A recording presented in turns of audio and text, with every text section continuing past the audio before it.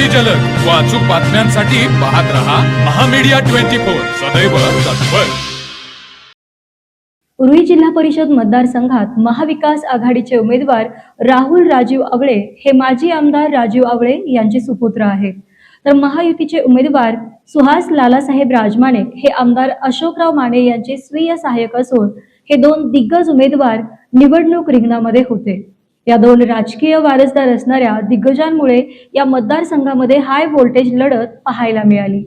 यामध्ये महाविकास आघाडीचे राहुल आवळे हे विजयी झाले, तर रुई गणामध्ये अश्विनी पवार तर माणगाव गणामध्ये मिनल मगदूम हे दोन्ही महायुतीचे उमेदवार विजयी झाले।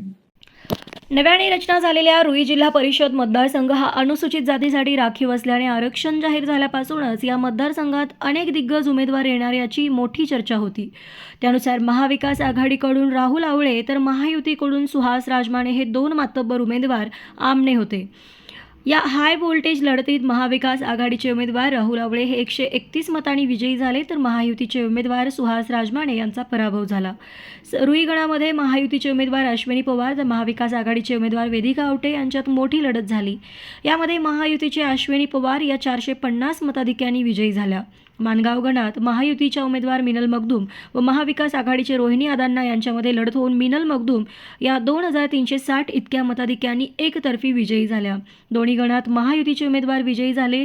विजयी उमेदवारांनी मतदारसंघात विजयी जल्लोष केला। महामीडिया 24 साठी मनोज अथने, रुई। तर मग चला सबस्क्राइब करायला विसरू नका महामीडिया 24 न्यूज चॅनलला। महामीडिया 24 सदैव तत्पर।